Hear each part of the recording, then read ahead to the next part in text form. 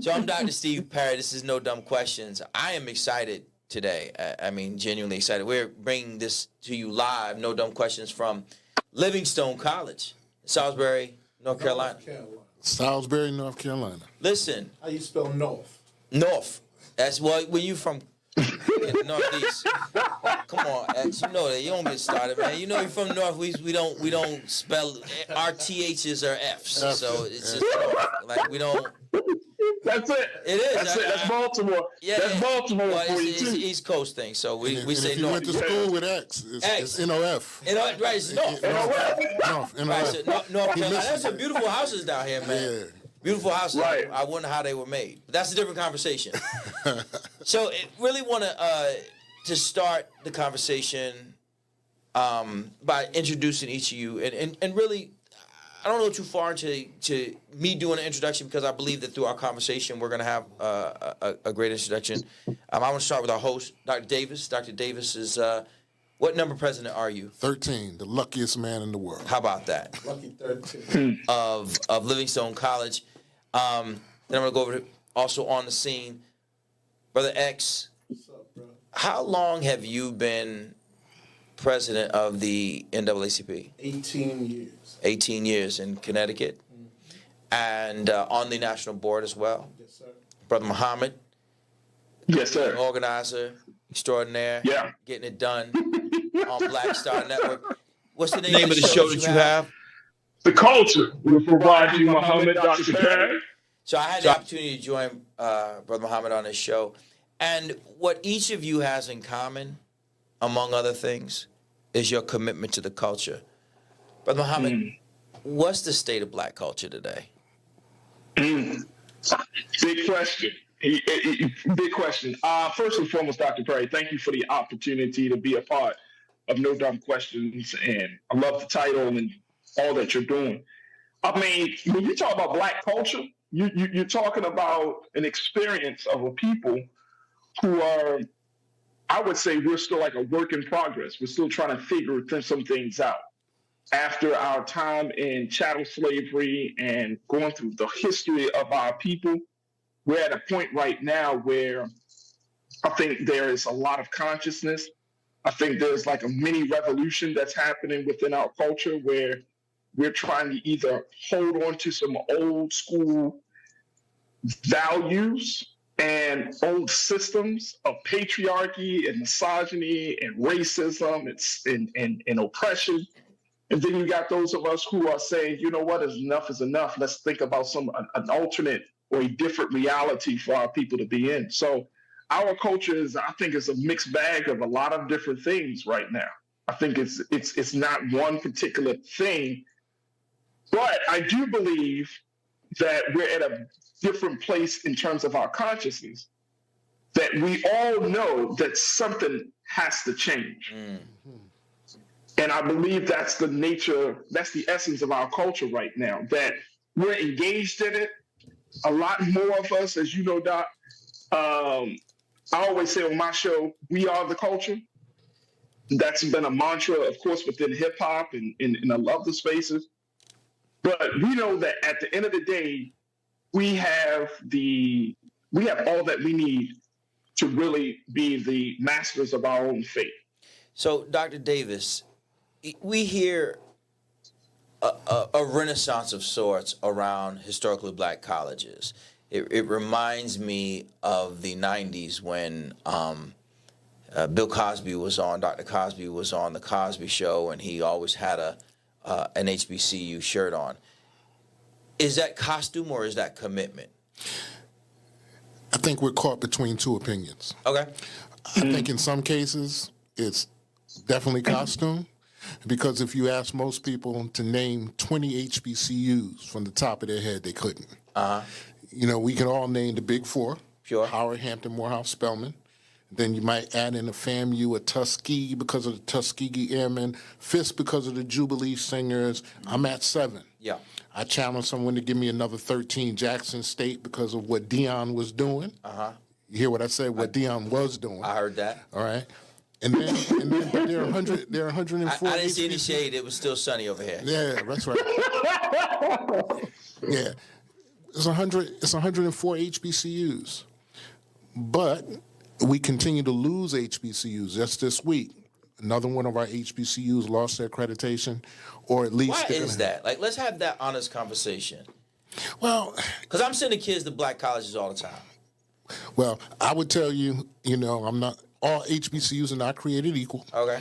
I believe Livingstone College is an HBCU that is committed to serving the underserved, the underrepresented, and the under-resourced. 97% of the students who come to my campus require financial aid, Pell eligible.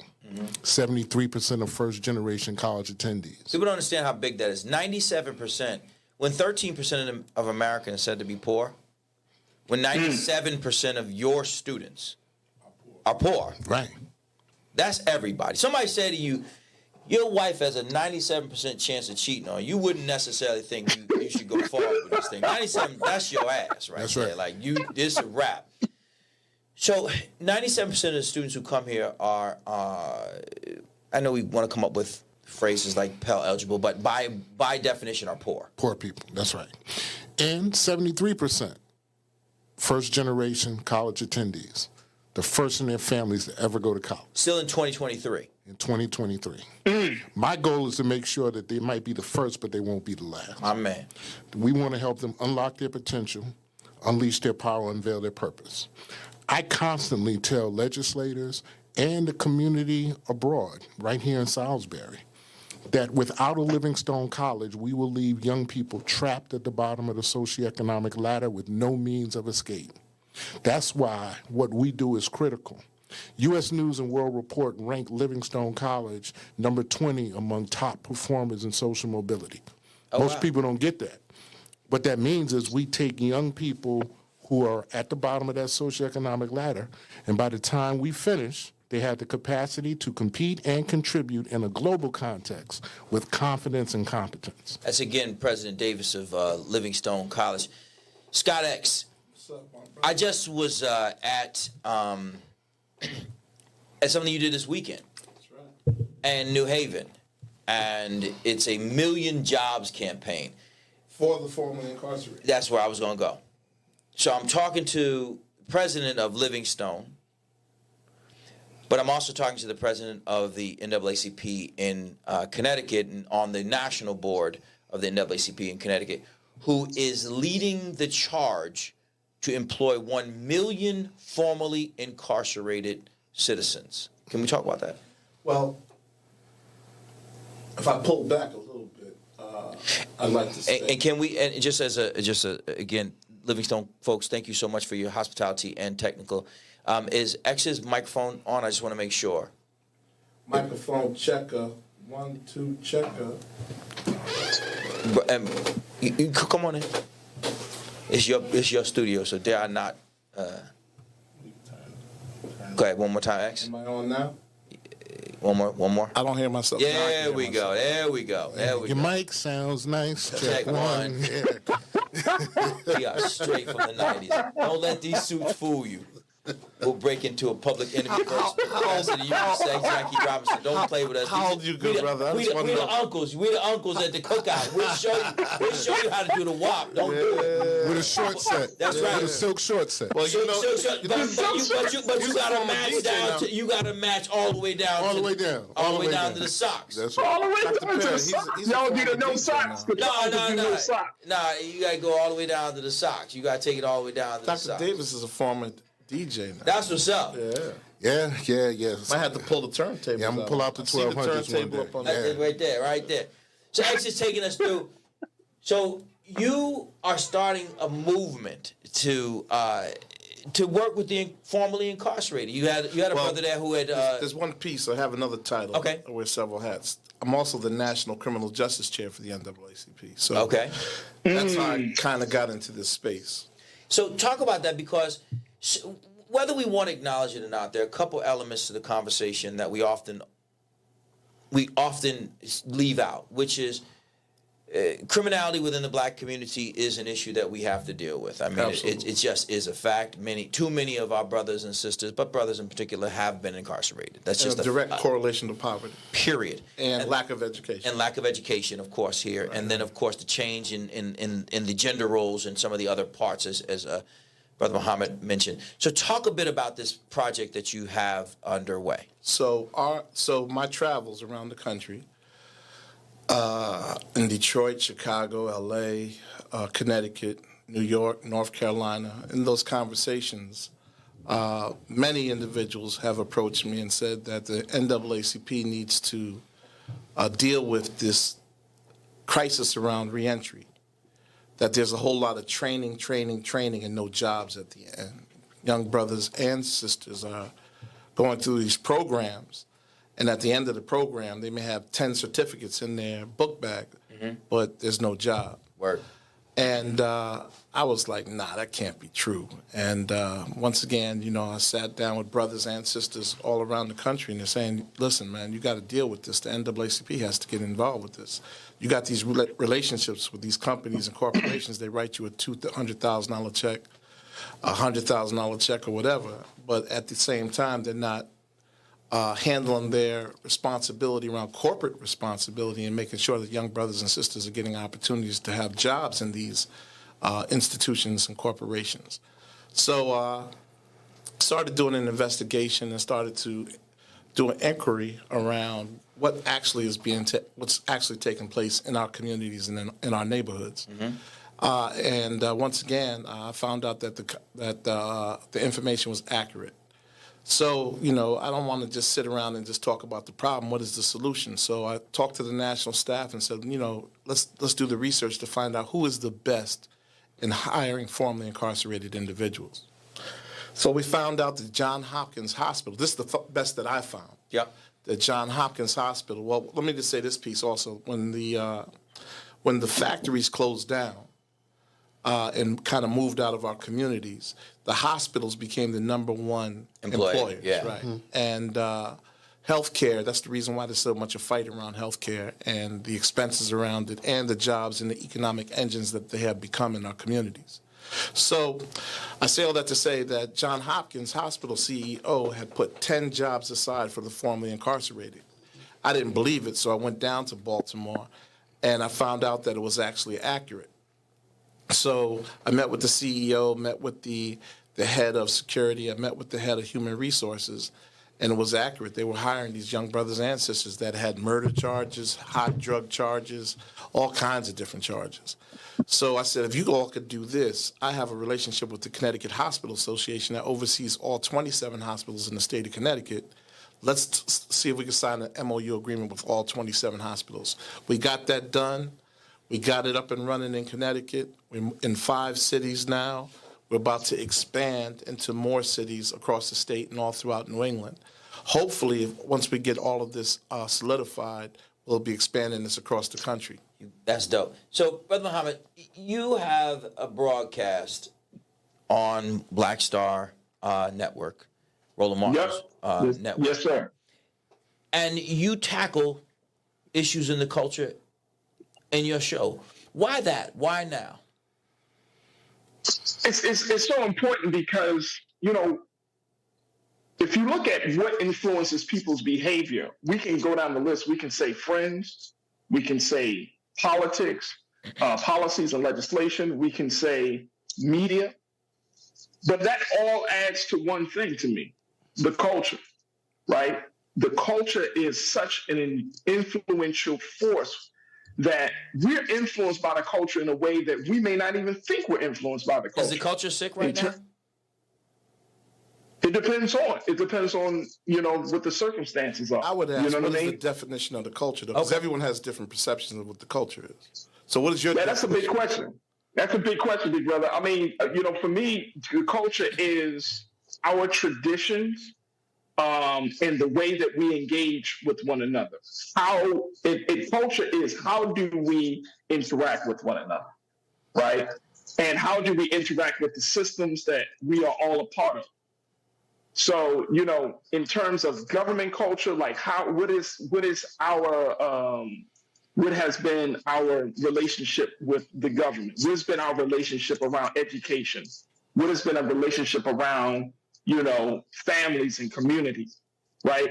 Looking at those cultural influences, such as, from everything from what we get from the media to our own personal experiences to hearing the hot takes of somebody else, right? Social media or the talk that we have in our peer group. So in the 60s and the 70s, they called that the movement. And the what? The movement.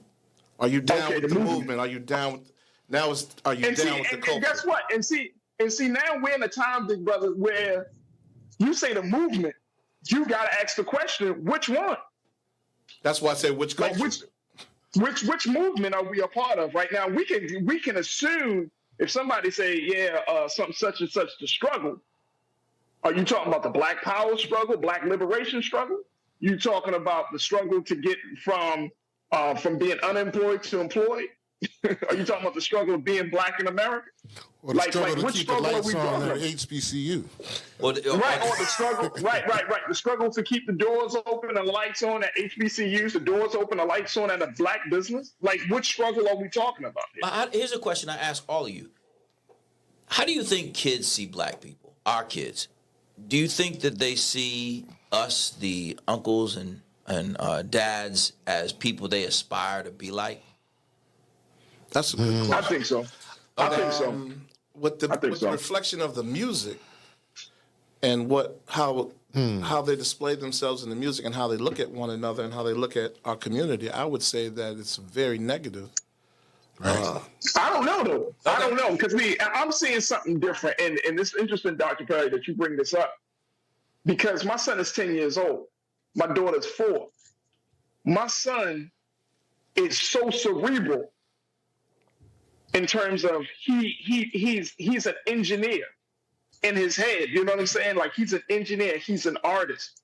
He loves to go on and use the film equipment that we have and make movies and things like that. But I'm finding that a lot of little young Black boys are the same way. They're not the lore of that we have been confronted with back in the 80s and 90s. The lore of the street is not the lore that these next generation, the little brothers that my son age, they're not on that. Really, you don't think so? Go to the youth. Not all of them. Okay. Because the music would say something different. The music is pretty rough. I know you all have been watching. Yeah. I know you've been watching or seen D1 and some of the conversations that he's. That's my guy. Yeah, good dude. Yeah. He's been calling to the carpet some people who we've come to know and at least listen to because of the vile nature. And we're not talking about, I'm not talking about it from a perspective of religion, but he is. Do you think that we now have polluted the environment with our content so much so that there's a bastardization of the way in which Black people look at themselves? Or do you think that Black people can see through that and just say, no, it's just entertainment? I think they can grow into that, but I don't think that some of the young minds can actually absorb that right now. Okay. They can't digest it. It's like trying to give them table food and they're just out the womb. It just won't happen. Mm-hmm. And so some of the lyrics, they think it's reality rather than an art form. Yes. I just saw Fifth. I saw 50 talking about how he rhymes about using drugs. And he doesn't use drugs. He's actually drug free. He said he just saw how that's so. Well, I mean, I think that's the part of this process. Like when D was calling out Jim Jones' response was disappointing in the sense that he was like, I do a lot of things for the community. My music is just my music. That's just how I eat. But that's the very essence of what D1 was pointing out. The essence is you could, and Rick Ross responded to D and say, I give out turkeys. And D was making a point of, you can give out turkeys, you can give out money for all we get. But the thing that people are going to remember you the most is what you say out your mouth as an artist. But here's a question I have for all of you. This one, I mean, white people listen to the music too. Right. They're the biggest consumers of this music. What are we exporting? But I've had these debates for a long time. Okay. And, you know, you don't see white people in social media or in music calling each other crackers. Yeah. All right? No. Or you No. you don't see Hispanics even calling each other At all. negative connotation. Well, They'll call call them each N-word. other the N-word, Yeah. right? And even whites will do that. But Crazy. there's a code of ethics in their community that they don't do that. So there's a rapper, And they who don't recently- cross that line. There's a rapper who recently said something like, "You could become number one by using the N-word, but you'll be canceled by being anti-Semitic." Absolutely. Oh yeah, absolutely. So why then is it that we? That's an unwritten rule. But see, hey, Doc, somebody wrote on Hey, Kanye's look. check. Yeah, go ahead. Hey, look, look. This is on. Let's keep it real. This is no dumb questions. You can't talk about artist messages until you talk about the system that these artists are a part of that promotes this type of thing, right?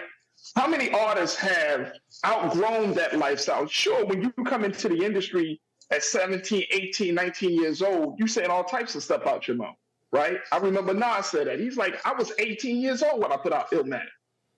My thoughts are different. But the thing about the industry is the industry will say, oh, because that was selling, that's what puts you on the map. Let's capitalize off of that level of ignorance, right, at your expense. Now, as an artist, you've grown up, you've gotten a family, you're trying to build a solid relationship with the woman in your life. You moved on. You're a business person. You're doing all of these things. But the industry wants to keep you in a time warp where you want to keep. Let me just putting ask you out this: old stuff. Hispanics are poor. Hispanics went Yeah. through a lot of atrocities also. Yeah. But they don't do Yeah. that. Yeah, we But do the seem to Hispanic, be- but the Hispanic Why struggle why is don't they different, do like- it though? And why would Because they our rather struggle use is the different. N-word than call themselves a negative connotation? Here's the thing, because I personally hate to use the N-word, but our struggle is different. How we came into this country is still a very much part of our DNA to this very day.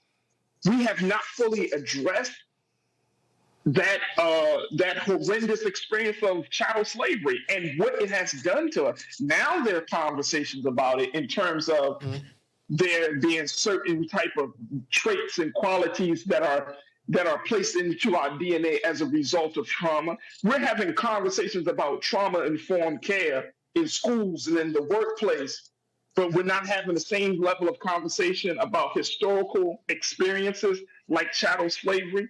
You don't think that if a child can go through a traumatic experience and it will affect that child for the rest of their life, think about what a traumatic experience will do to a whole people.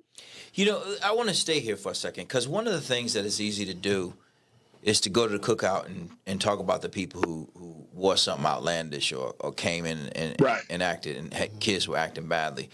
But you each are brothers who are actually doing real work. And what I don't want to do is I don't want us to put ourselves in a situation where we have an opportunity to have a conversation of this magnitude in, as we say, in times such as these.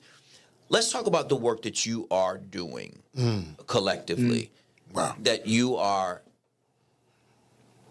moved by, that is changing the community into our ancestors' wildest dreams. I'm going to start with you, Brother Muhammad. Talk about some of the work that you're doing, because I know people see you on Black Star, but they don't recognize that that's part of who you are. It's not the thing. That's part of him. Yeah, that's absolutely. I mean, I think the big work for me has always been for the past 25 years, I've done a lot of social justice, grassroots organizing, on the street work, starting from my hometown of Baltimore, now relocated to Los Angeles. And that's the space that I'm doing it in. Now, my focus is how do we tell the stories in such an impactful way? How do we create a space for us to have conversations like this through the use of media? And so my work is, let's revolutionize. Like if we're talking about the culture, let's have a cultural revolution to talk about the culture. What does that actually mean? So that's the place that I'm in. I'm taking that 25 years of dealing with police brutality, educational inequity, and all of the other things that we are faced with in this country, and saying, all right, let's talk to the people who are doing fantastic work and use this as as a motivation, because I think part of the problem is that we're thinking all of these things are on the plate of Black America, and we don't know how to digest it. We don't know how to really break it down into small pieces and make it in a way that we can feel like we can do something about it. And that's not true. People are doing fantastic work all over this country. They just need to be given the time and the space and the exposure to highlight what the work they're doing. I agree. Dr. Davis, one of the things that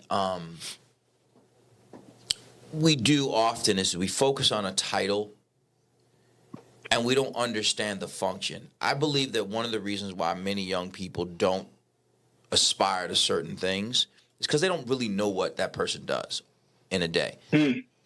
Not asking you to pull out your calendar, your Google Calendar, but what did the president of Livingstone College do today, and what will you be doing tomorrow?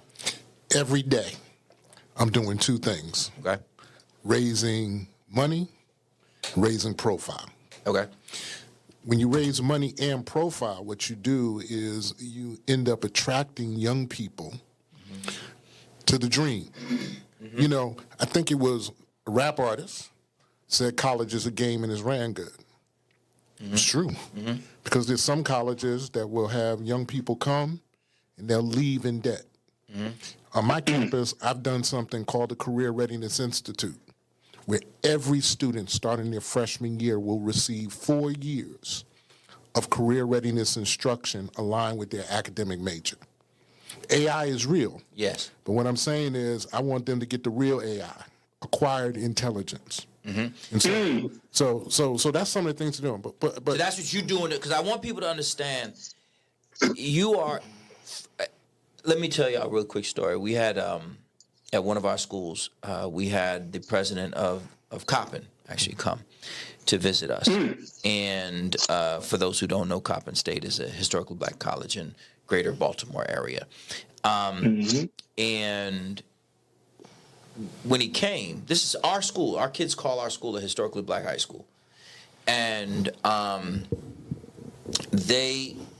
talked to the scholars afterwards, who were all Black in this particular conversation.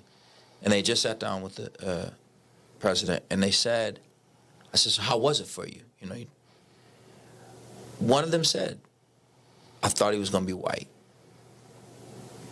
Wow. Which was hard for me to take, actually. Yeah. I actually was very disappointed in myself. Very disappointed in myself. Because it's clear that I did not do a good enough job of helping them to understand that college presidents are also Black. Yes. Black with a story. I mean, look, I'll tell my story real quick. You're looking at someone. You're on this podcast with someone who spent 17 years, 9 months of their life in foster care. Some people come in it when they're 12, 13. I was in it for 17 years, 9 months, my entire life. I came into the world a ward of the state. Now I'm a college president. Y'all need to hear. I'm a college president. But I don't stop there. It would be easy. It would be easy for me to get here and say, hey, I made it. You can pull yourself up by your own bootstraps. Somebody said that sitting on the Supreme Court. I'm not going to call them out. But the reality is, and I want to make sure I frame this correct, I had access, opportunity, and exposure. Most young people in foster care don't have my story. 85% of young people who age out of foster care, just like me, desire to go to college. Only 3% go, only 1% graduates. How many become Black college presidents? Oh, well, I became a Black college president because preparation and purpose intersected, and that's how I got here. So the power. Go ahead. Hey, Doc, I'm sorry. I just got to jump off because I got to pick up my daughter. For sure. But I appreciate you so much, and I thank the two brothers. And we gotta have this conversation. Oh yeah, we're I gonna do don't it again. know how we gonna do it. We gotta do this. I'm coming to see you when I'm out in LA, man. So I'm gonna get all your I'm info. coming with him, man. I'm coming to LA. I'm out in LA. There you Right? go. They Send coming me in. some students, though, man. Send me some students, man, who need the awakening. That's what I need. Okay. All right, let's just set up something. I don't have no problems with that. Yeah. I have no problems with that. And Dr. Perry, real talk, I'd love to help you out to see how I can be of service to you in the work that you do, brother. Seriously, out here in California, I know. Likewise, good brother, and I appreciate it. I appreciate you, and go get your daughter. You don't want to be that dad like I've been more than a few times. Like, you just get Thank you, here. brother. Take it bad easy. feeling. It's a bad feeling. It's a bad feeling. Dr. Perry, Yes. I wanted to say this, too. You know, when you talked about, our platforms and our work, it would have been easy for me to stop. But one of the things, the first thing I did in May, I launched a foster care awareness program called the Center for Hope, where I want young men and women all across this country who are aging out of foster care, who desire to go to college, they can come to Livingstone College worry-free. That is so dope. Now, in some states, I don't know how North Carolina is, but in some states, if you are in foster care, you can go to college at the expense of the state. Is that the case here? They can, but you know what? You got to read the fine print. Okay. You can go, but you know what they don't talk about? Where you going to eat, and what about housing? Okay. I didn't go know to that. community college, but most community colleges do not have housing. Okay. Where do you go and stay when it's Christmas break? Oh, wow. Our campus is open. We own all the residence halls. Established in 1879, we were FUBU before David John talked about FUBU. That is. For us, by us. That is. I don't have to ask permission. Young men and women who are aging out of foster care who are on this campus, they get to stay here during Christmas break. And we partner with the churches to make sure that they're fed, making sure that they have heat, a home over their head. That's what we're doing. The future is so bright with brothers like you at the helm. Same question. People hear of a community organizer. You and I do a lot of work together. What do you do as a community organizer? What does that mean?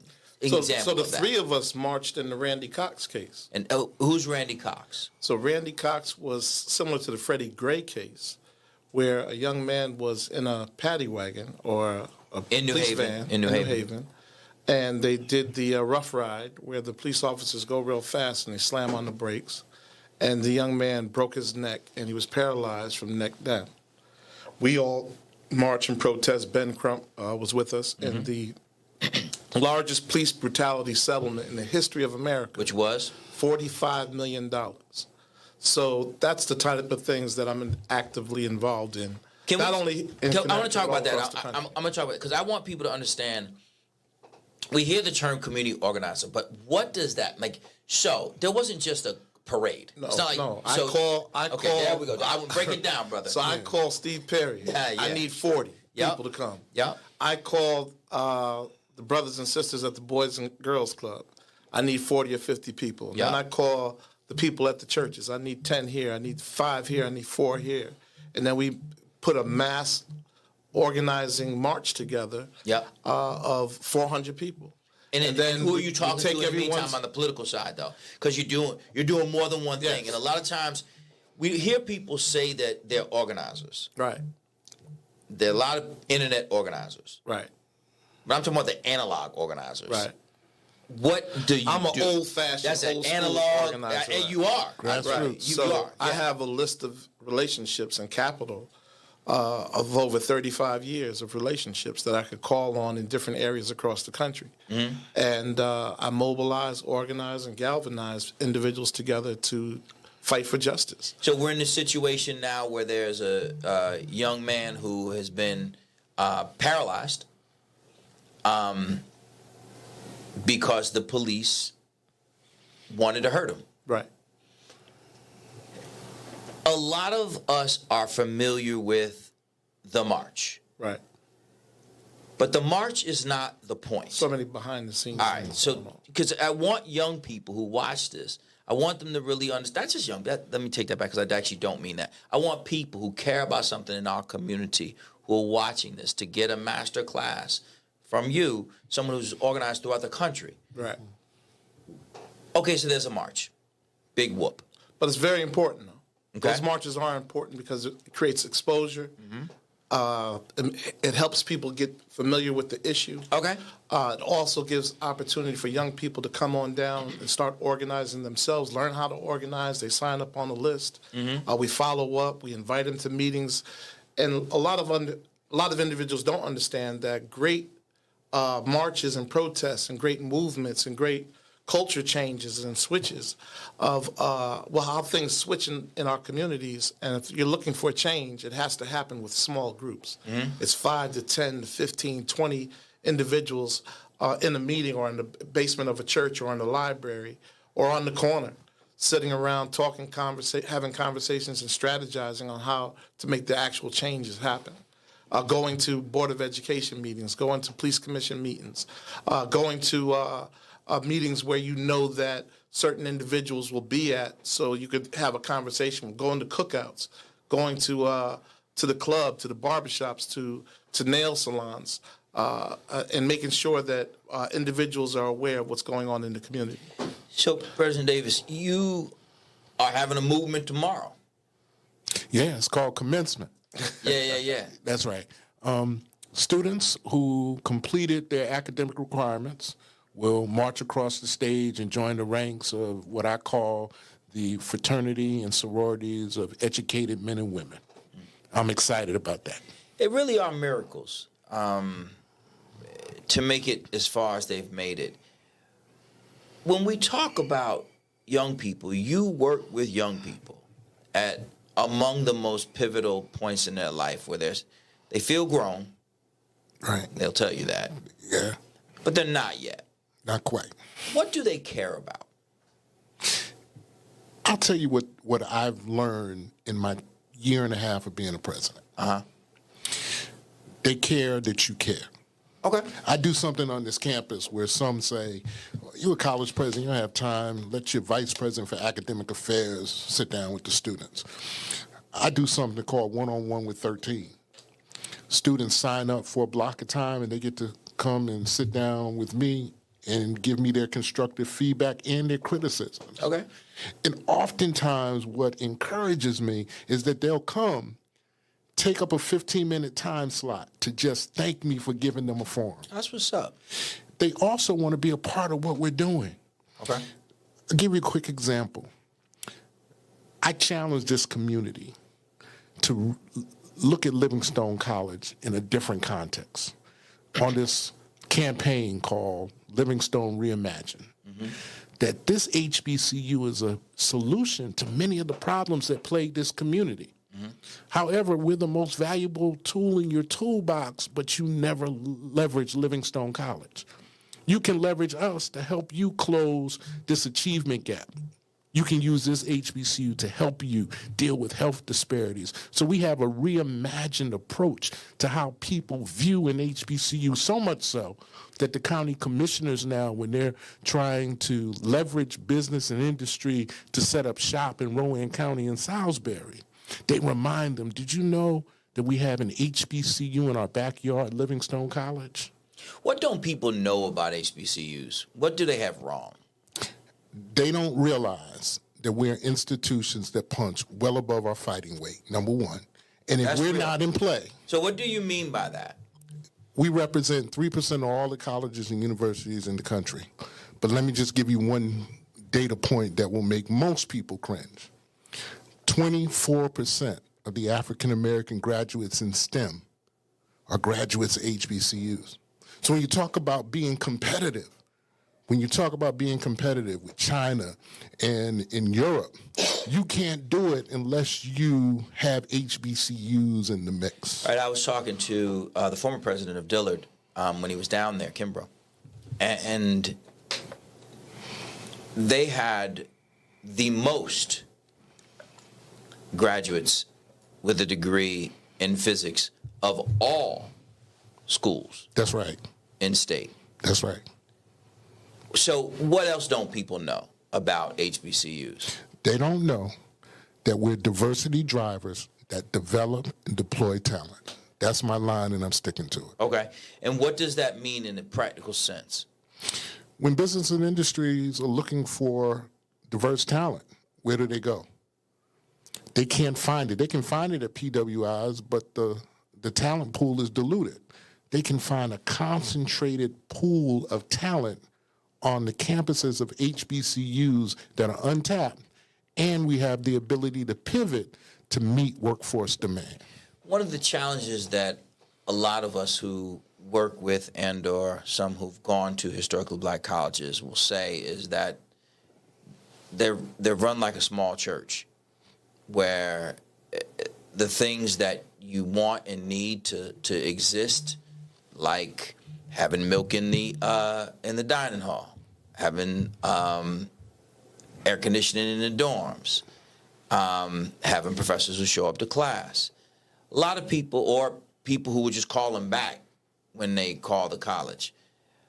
A lot of people speak of that experience as part of their HBCU experience. How accurate is that?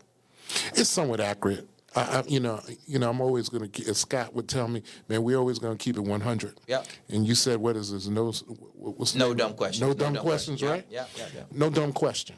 Here's what I'll tell you. A lot of it traces back to resources, right? On our campus, we have a rule. If someone calls you, the minimum you call them back, we have to do it. I also had a joke with my staff as I tried to change culture. I said, remember last year when HBCUs were having bomb threats? Somebody asked me, did we have a bomb threat? I said, they called us, but nobody answered the phone. Well, brother, I would tell you it is a challenge. I mean, real talk. Like, we're going to have a real conversation. The majority of our children at Capital Prep schools go to historically black colleges every year. I need to have some at Livingstone College, my brother. Yeah, well, and we would be glad to send them. We don't play with that. And to take some of yours to teach with us. We would look forward to that as well. But one of the challenges that we often confront is, if they go, what's going to happen when the financial aid letters don't come on time, or the numbers are off, or something like that, an administrative error that could have a child on campus? What can we do to help historically black colleges improve, if nothing else, the operations of the schools? Because some of those same things happen at PWIs, but we don't amplify it. They do. They happen, but they don't amplify it. I'll give you an example. If a water heater breaks, I had a water heater break. My campus was founded in 1879. I had a water heater go out. Yeah. Rather than call us and wait on the water heater to come, they went on social media. The media showed up. And what I said to them, listen, I can't go to Lowe's and get a water heater for a building that was erected in 1903. And Home Depot doesn't carry. How do we do that, though? Like, real talk. Because I'm on this. Here's the thing. I'm on the same side of the table as you are. Mm-hmm. As an administrator. As administrator, founder of historically black schools. Mm-hmm. Like, instead of you just calling me and us just having an adult conversation, why you got to call the state? Like, why we got to do that? Or why you? I'm gonna call. We have people. I ain't gonna lie, X. We have people call TMZ. Like, what the? Like, really? Like they're your friends. Like, you calling? You know who else they call? Who's that? The NAACP. Yeah, they call it. Trust me. A lot of my organizing friends are like, yeah, they want to march against your school. For what? For what? Well, my child got an F. So we want to call it NAACP on this? Come on, dog. So why is it that that's the go-to instead of just calling? I don't have the answer to that one. And sometimes why tear it all down? It frustrates me, because what happens if we're not here? That's what I'm saying. Like, why? Who benefits from that? We gave you an opportunity when other HBCUs said no. Word. And PWIs. And PWIs. And you come and your here. teachers in high school, and your parents and them. Everybody said no. And then we gave you a shot. And then just how you going to treat us? Because what? Because the water's broke? We don't want it to be broken. No. But And that happens at PWIs. It happens everywhere. Right. my job as administrator, and you know it, Dr. Perry, you have to be responsible and responsive. Yeah. And that's what I'll do. Here's something that people don't know about a Livingstone College. We have a meager endowment. I would use another M word. I got you. $6 million. Okay. That's our endowment. 145-year institution, $6 million endowment. My goal as president is to double that in my first contract. Okay. Okay? Listen to this. In the absence of a huge endowment, we provide more than $4.5 million in need-based aid, because you asked the question about what happens when the financial aid runs out in administrative areas.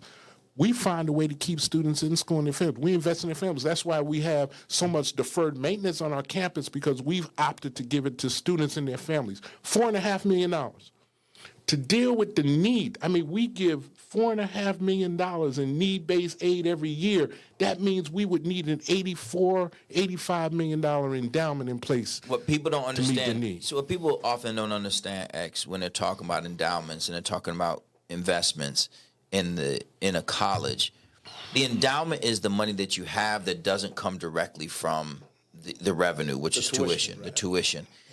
One of the things that you do and have done for a generation is try to educate black people in particular about the power that they have politically in many cases. Yeah. But one of the things I think that's super dope about the way you run the NAACP in Connecticut and the contributions you make nationally is you don't stop at helping them to understand the power that they have politically. You push them economically. What happens if, for instance, the million formerly incarcerated, mostly black people start getting jobs? What could happen for them and for our community? So we talked about this on Sunday. Yeah, you did. In reference to this number of million jobs. Can it even actually happen? So 70 million individuals in America have been formerly incarcerated or have a blemish on their record. There's 360 million people in America. So 1/4 of America primarily is has been affected by the criminal justice system. So the question is, how do we get these individuals to work? And if we get them to work, how does that change the paradigms of the economic shift in our community? So if, let's just say, basically a $30,000 job. Yep. If we were to get 1,000 or let's just say 100 individuals to make $30,000 a year, right? That's a $3 million impact in our community. And we currently just got, I would say, about a little over 100 individuals a job this year at Yale New Haven Hospital. Which is the largest employer in New Haven. Right. And one of the largest in the state of Connecticut. And one of the largest in the nation. Yeah. A pretty good hospital, by the way. Very good. Did my brain surgery. Wow. Yeah. Saved my life. I remember when I got that call, too. Yeah. Yeah, man. Yeah. But anyway, I say all that to say is that if we, the NAACP has 2,200 branches across the country. It's the largest civil rights organization in America. So if we were to get every branch just to get 100 jobs for individuals in their community, and that's, once again, that's just scratching the surface. That's just scratching the surface. But if we were all to get 100 individuals a job, that's 220,000 jobs in 1 year. And on a 5-year plan, 220,000 times 5, we have 1,100,000 jobs. And once again, if you're looking at the scale of the 70 million jobs, we're just scratching the surface. What does that look like on a practical level? So then if 1 million people who are mainly black have jobs, they could go to college, they could send their children to college. Now they're not on the system. Now they're off the system, and they're paying taxes now. They can purchase a crib. Right. They can purchase a whip. That's they can right. establish small businesses other than barbershops, beauty salons, weed spots, and alcohol stores, liquor stores. They could also become a Little League baseball coach or a Little Talk League about that, coach. because I think that one of the things that you talk about, Exit, I don't think that people truly understand is the residual impact of a gainfully employed adult. Right. The other thing is the amount of violence that's in our community, too, that a lot of us don't want to talk about. But come back to the baseball coach for a second. All right, so that's why I'm talking about the baseball coach. So now the brother that was out on the block destroying the community, now he's working and now he's volunteering for the Little League baseball team. And now he's showing a different way of being a role model in the community. instead of wearing a bunch of chains. Or it's nothing wrong with the I get your point. Yeah, I but get the your point that I'm It's making not- to you is that we have a lot more positive role models in our community. So those 100 brothers that were on the block now are now in the community, going to church. The church dynamics change now because there's more brothers in the church. There's more brothers volunteering and more brothers doing positive things in our community. So now when we get to 1,000 or get to 2,000 or 5,000, that's a huge impact across the nation. And that's the type of paradigm shift that we need in our communities. And that's what we're fighting for. And you asked what were we doing? This is what I'm doing every day. And that's so powerful because it's so easy to be a tech gangster, get up there and a social media genius, Right. Right. What percentage of your alums, President Davis, are giving? Actually, we're doing a lot better than most. The average HBCU can record 10% alumni giving. We're closer to 19 to 20. Okay. 19 to 20, in the average gift size, our average gift, and I remember this because I had to give this report to the board, I'm very data driven. Sure. The average gift from my alumnus, the average alumni gift is about $1,200 at Livingstone. Okay. Okay. You know, one of the challenges that we don't often confront is our willingness to spend with our own. The white man's ice is colder. Right. And what that often means is Killer Mike had a documentary where Very he good, tried to spend money, only eat, only stay in black owned establishments. It is so disappointing to me how rare it is that we can or do recycle our own money. We can go to Livingstone Chinatown, has a black-owned hotel, too. and we're going to talk about that. We can go to Chinatown and see people from China. There's certain other communities that have established a foothold. But we as African Americans seem to be the perfect consumer. The more expensive it is, the more willing we are to Let's buy. go back to the history, All right. Perry. Because historically, blacks have always come together and spent together and have done business together. Okay. But when we organized and mobilized our communities like that, whites came in and destroyed those communities also. So But why not build them back? Well, it's not that easy, though. Okay. All right? And a lot of people were killed, harmed, hurt, and some families destroyed. Okay. Right? So it's hard to come up out of that after you've built. So you feel if they're afraid to try it again. And if they come together in that type of with that type of success, they're scared that they will get killed and destroyed again. So you had that in Tulsa, you had that in Raleigh, North Carolina, you had that in Richmond, Virginia, you had that in Rosewood, Florida. Mm-hmm. So there's a lot of these huge economic engines that were put together. I don't want that image out there that blacks never came together, they never did business together, because that's untrue. We've always come together. Do you think we're more critical of each other? I think that they don't know the history.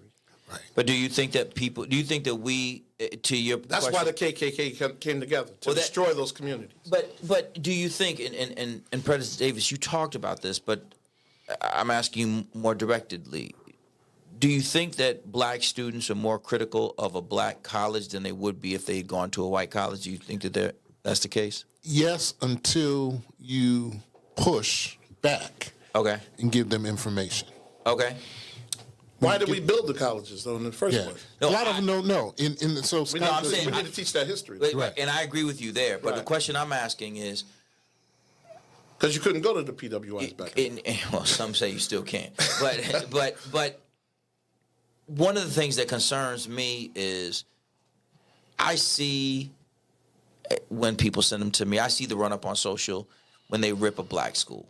And let's be clear, there's some black schools that we work with, and I'm just like, dog, you can't make it this hard. It's just like let's just talk. Like we want to help. Like it ain't got to be this hard. It really order eggs. Like don't accept that many kids if you know you don't have the dorms. Right. Like, you just don't do it. Hire the professors. It's a risk, right? But you're only paying them so much. So, like, how big of a risk is it? You don't need a full class in order for you to make the money back. There's just some nuts and bolts things that, just as somebody who's been sending kids to college for a little while now, it's annoying to say the least. That's right. But it isn't that it only happens at HBCUs. Right. And it rocks me to my core when I see that the first place that some of the young people and their parents go is to social media to just annihilate, just eviscerate the Steve, school let's that look they're at at. this piece, though, also. Let's look at the other ethnic groups. 110 HBCUs is amazing Yeah. for our community. All the atrocities that we've been through, for us to develop 110 HBCUs is amazing. Coming straight out of slavery. Out of slavery, right? And they're still alive. Many of them, yeah. But some of them were formed as a way to keep us separate.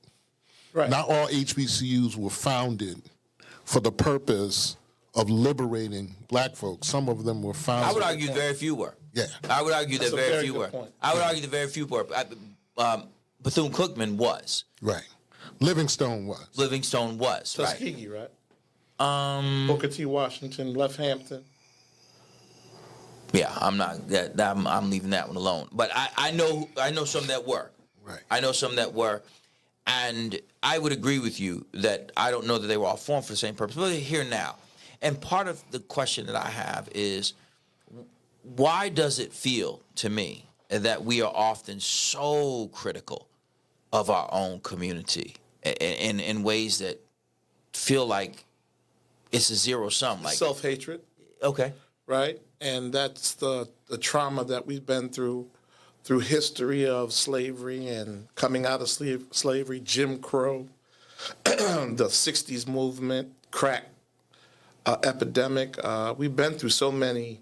COVID is now the new tragedy that we've gone through. So we've gone through so many tragedies and traumatic situations over the years that there's so much self-hatred and how we look at one another and how we were treated with the light skin against the dark skin and the field Negro against the house Negro. I just saw a flyer today. This is a true story. I just saw a flyer today for a party, dark skin versus light skin girls.